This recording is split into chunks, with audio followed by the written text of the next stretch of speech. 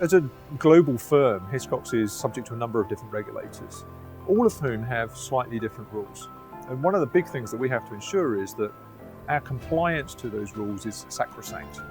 And therefore, what we need to do is make sure that the workloads that we run, especially as we're starting to use cloud computing, only run in a compliant environment. So matching not only the performance characteristics that we need to meet the customer demand, but also the compliance requirements.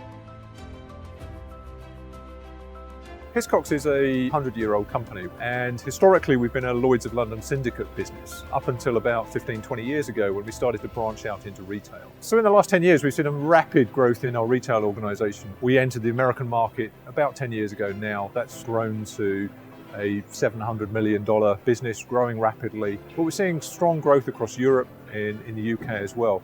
We're balancing the portfolio of business between big ticket items, reinsurance of Lloyd's, and then a more steady state, dependable revenue stream from our retail organisation. So I've worked across life sciences. I did sort of genome cracking and such for Pfizer. I've worked in large scale investment banks, so JP Morgan and Barclays. What attracted me to Hiscox is really the mantra, the ethos that runs through Hiscox, which is brains make a difference. We've got about 3,500 employees. We turn over about 3 billion in revenue, and it's all about using the intelligence of our individuals to go and maybe take a risk or write a risk that somebody else won't do, and to use an intelligent approach. And that extends into our IT organisation as well. We're making lots of investments in analytical technology, in some of the workload management pieces.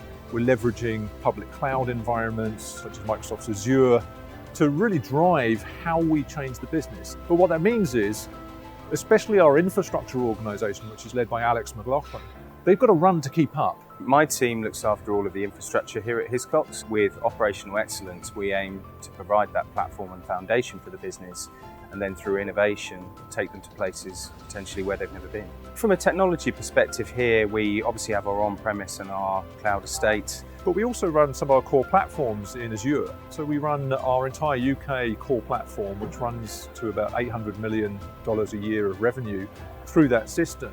We spin up environments, spin them down. But that's not people doing that, that's technology doing that. Because I want my team to be working on solving the next business problem. Where's the next business opportunity?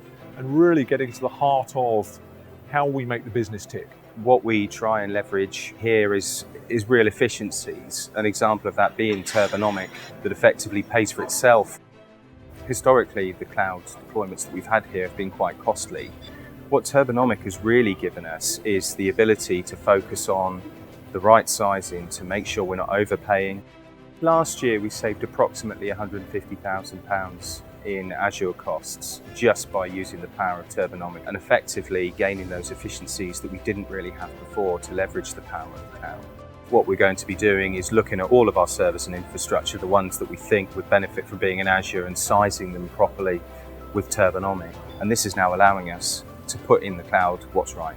So when you're trying to manage these axes of performance, compliance, and availability of systems, it's a multi-dimensional problem.